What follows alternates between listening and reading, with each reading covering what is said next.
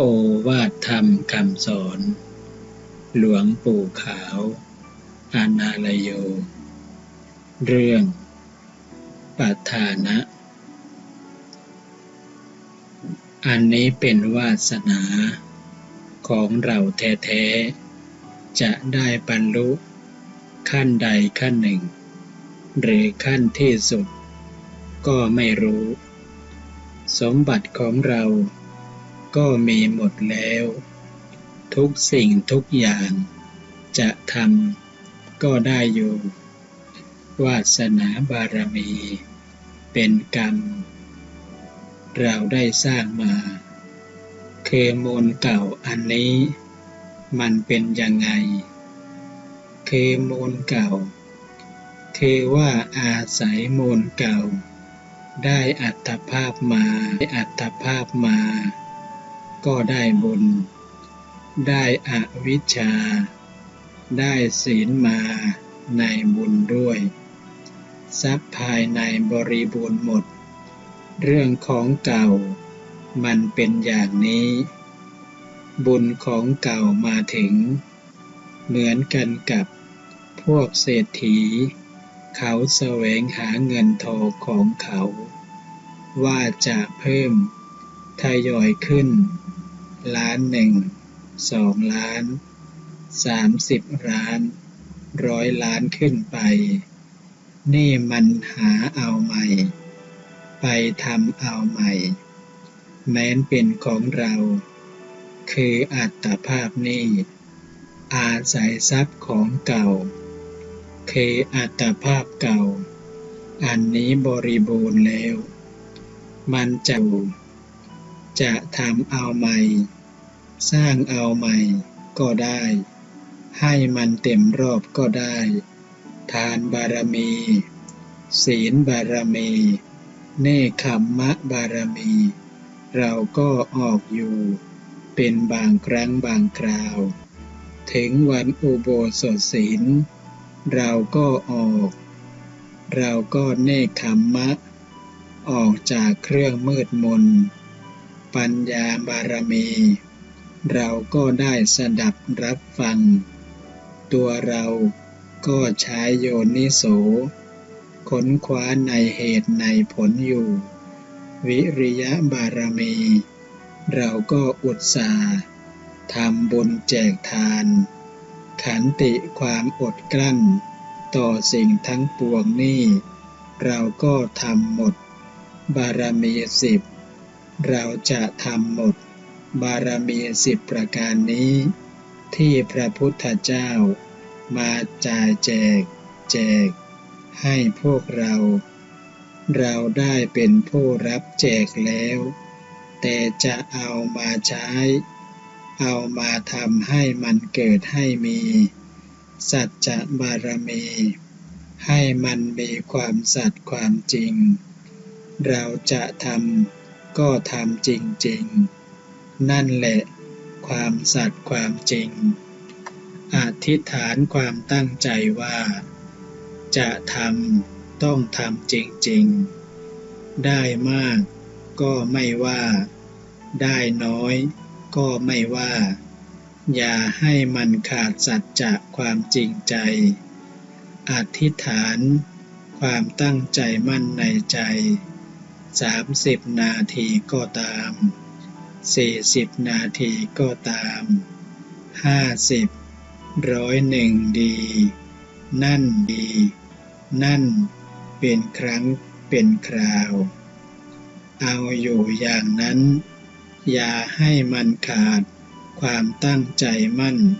ในใจไว้สัจจะความจริงว่าจะทำก็ทำทันทีพูดจริงอธิษฐานความตั้งใจไว้รู้หลักรู้ฐานไว้เราก็ไม่เผลอต้องมีสติระลึกเอาไว้เราอธิษฐานเอาไว้ไม่ให้ขาด20 นาทีก็เอานั่งทำความเพียรของเราไม่ให้ขาดเมตตาบารมีให้เต็ม การสงเคราะห์คนทั่วโลกมีอยู่แล้วอุเบกขาการวางเฉยต่ออารมณ์ชอบใจก็ตามไม่ชอบใจก็ตามวางเฉยต่ออารมณ์ทั้งหลายทั้งปวงการภาวนาของเราก็เพื่อว่าจะอบรมจิตใจของเรานั่นแหละไม่ให้มันหลงมันคล้องไปนับภพนับชาติหลงไปตามอารมณ์อยู่ในภพในชาติหรืออดีตอนาคตแล้วน้อมเอาเข้ามาในจิตทำให้จิตเศร้าหมองทำให้จิตเดือดร้อนการที่เราทำความเพียรนี้เราไม่ต้องการอะไรแล้วนอกจากขัดจิตขัดใจของเราให้ขาวให้สะอาดเท่านั้นแหละใจมันเศร้าหมองแต่อาศัยขัดอยู่บ่อยๆขัดไม่หยุดไม่หย่อนมันก็ขาวก็สะอาดขึ้นผ่องใสขึ้นเพราะกิเลสคือโลภะโทสะโมหะมันหมักหมมมาหลายภพหลายชาติต้องคอยขัดเกลาเพราะกิเลสเหมือนตะปูตีแฝกตีลงแน่นแต่ก็ไม่เหลือวิสัยผู้สามารถที่ตั้งอกตั้งใจจะถอนตะปูถอนไม่หยุดไม่หย่อนถอนไปถอนมามันก็ออกสั้นเข้าสั้นเข้าสั้นเข้ามันก็ถอนขึ้นได้พระพุทธเจ้าสอนว่าจิตไม่ใช่จิตว่างนะอย่าไปถือว่ามันจะว่างให้เรามีสติมีสัมปชัญญะรู้ตัวอยู่เสมอมันวอกแวกอยู่อย่างนั้นเหมือนกันกับฟองน้ำเดี๋ยวมันเกิดขึ้นเดี๋ยวมันดับดวงจิตมันไม่รู้จากอะไรทั้งหมดทางนั้นมันอาศัยเราทรมานคือเราได้ยินได้ฟังแล้วเราก็ให้มีสติขัดเกลาสั่งสอนมันให้มันรู้เพราะมันไม่รู้นี่แหละดวงจิตนี้แหละเรียกว่าอวิชชาคือความไม่รู้ดวงจิตนี่นะเรียกว่าวิชชาครั้นแนะนำสั่งสอนให้มันรู้ตามความเป็นจริงของโลกนั่นแหละมันจึงได้ปล่อยวางไม่ยึดไม่ถือมั่นโดยอุปาทานว่าเราว่าจิตของเรามันปล่อยมันวางตัวอวิชชาก็แม่นดวงจิตนั่นแหละท่านสอนให้อบรมขัดเกลาจิตของเราทุกเวลาเมื่อกิเลสมันบางเบามันหมดออกไปแล้วมันขาวมันสะอาดแล้วนั่นแหละจิตมันแจ้งมันส่องแสงขึ้นความส่องแสงขึ้นรู้เท่าทันสังขารตามความเป็นจริงของมันอย่างไงอย่างนั้นแล้วไม่ยึดมาชาติใดก็ดีเราไม่ใช่จะเกิดมาชาติเดียวนี้ตั้งแต่แผ่นดินเป็นแผ่นดินก็เกิดมาตั้งอยู่ในโลกไม่ขาดโลกคือดวงจิตทิฏฐิธรรมตั้งอยู่จะเอาภพเอาชาติตายกันนะตายทุกวี่ทุกวันนี่เรียกว่าตายเล่นไม่ใช่ตายแท้ตายแท้เหมือนดังพระพุทธเจ้าและพระสาวกทั้งหลายดับบทไม่มีกลับมาเกิดขึ้นอีกกิเลสไม่มีอะไรจะก่อภพก่อชาติอีกความตายอย่างนั้นคือกิเลสนั่นแหละ มันตายเข้าไปอยู่ในบ้านมันแหละหมดเรื่องกันอยู่ในบ้านมันแหละหมดเรื่องกันหมดภพหมดชาติหมดเรื่องกันนิพพานังปรมังสุขขังความสุขไม่เจือด้วยอามิสนิรามิสสุขนั่นแหละพวกเราสละให้สละความสุขทางโลกความสุขในโลกมีประมาณอันน้อยผู้มีปัญญาผู้ไม่ประมาทพึงสละความสุขเพื่อแลกเอาความสุขอันไพบูลย์คือความสุขที่ไม่มีเกิดไม่มีแก่ไม่มีเจ็บไม่มีตายความสุขอันนั้นเป็นความสุขอันไพบูลย์ความสุขในโลกมีตายเกิด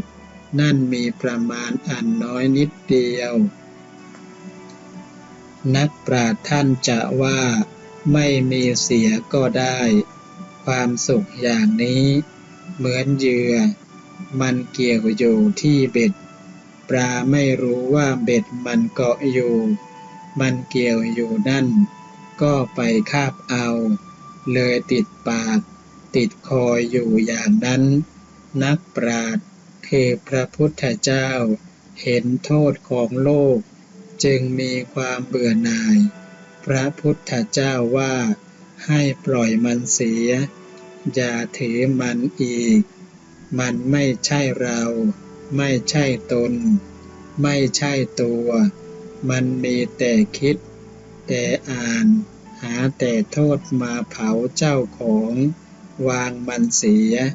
อย่าไปไว้ท่ามันจะไปยังไงก็ไปให้ทำจิตทำใจทำความรู้ไว้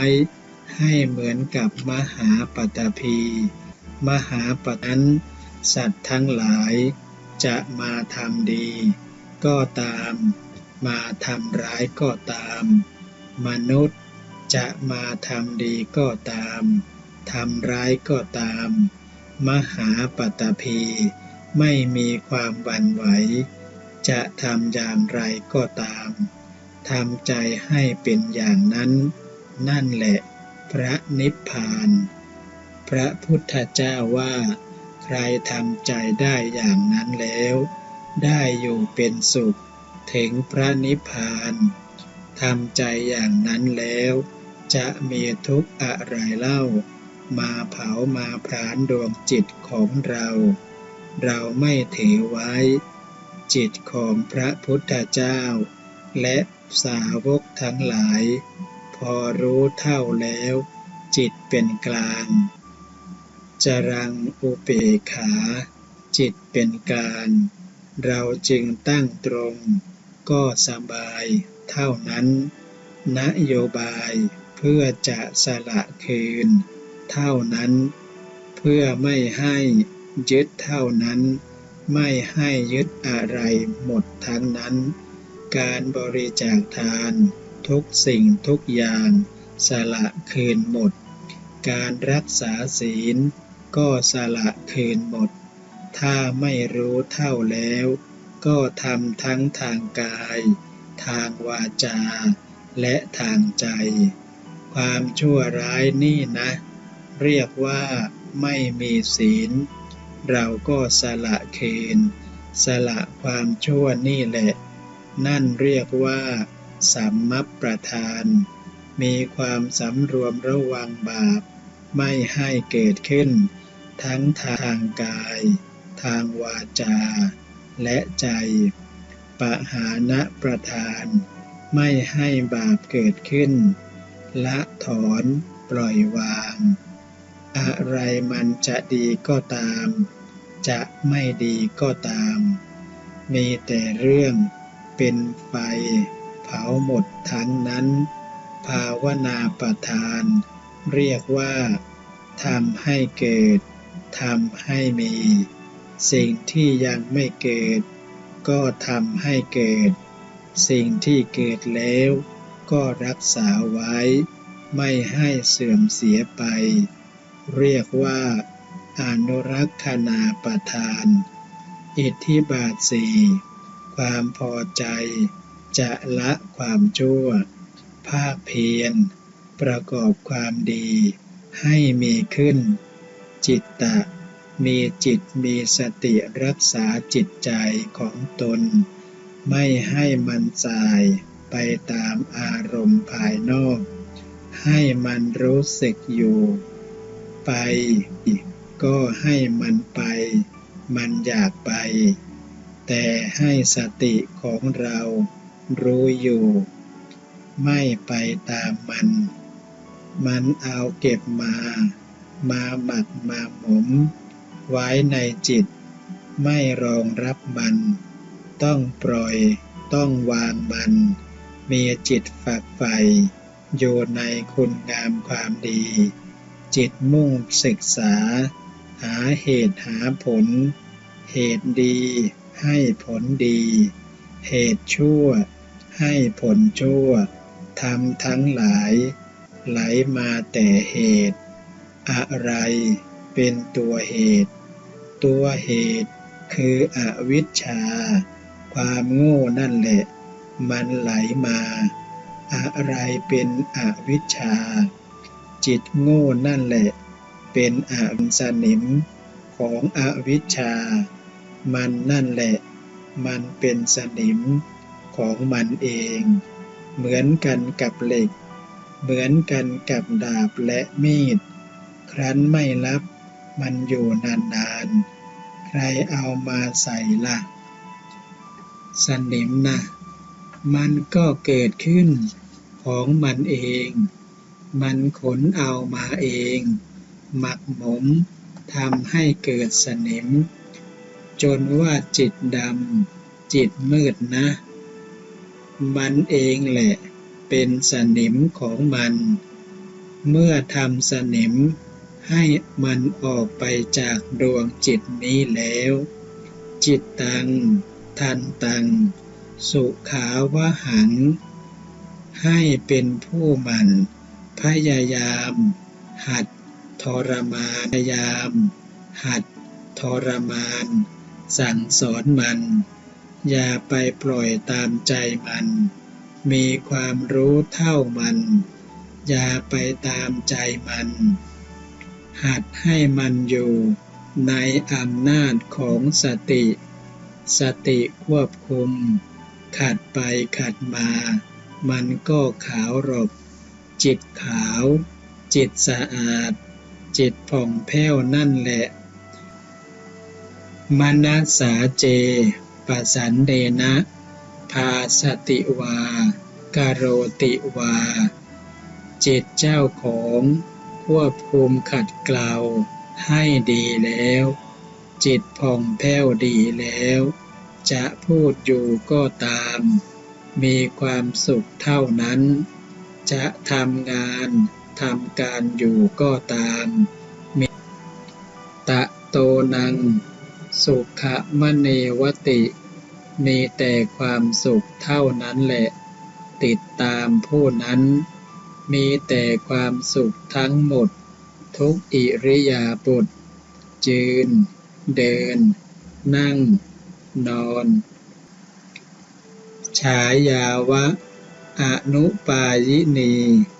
เหมือนกันกับเงาเทียมตนไปไม่ละไม่เว้นความสุขนั้นบาปก็เช่นเดียวกันเพราะความไม่รู้เท่านำไปมนัสสาเจปทุฏเถนะจิตมีโลภะโทสะโมหะเผาผลาญอยู่แล้วก็ไม่มีสติจะพูดอยู่ก็ตามมีแต่ความทุกข์ติดตามก็ตามมีแต่ความทุกข์ติดตามเขาไปทำการงานอยู่ก็มีแต่ทุกข์เท่านั้นตะโตนังทุกขมเนวติจักกังวะหาโตปะทังความทุกข์ย่อมนำเขาไปเหมือนกันกับล้อหรือกงล้อกงจักร อันโคเทียมแอกไปอยู่แอกนั้นหนักทับคอมันไปอยู่ทั้งหลังทั้งตีนมันกงล้อก็ยันตีนมันไปอยู่เล็บหลุดไปคอมันก็ถูกแอกคอมันไปอยู่จนคอเบิกจิตไม่ดีเป็นอย่างนั้นมนัสสาเจปทุตเถนะจิตอันเทพประทุษร้ายอยู่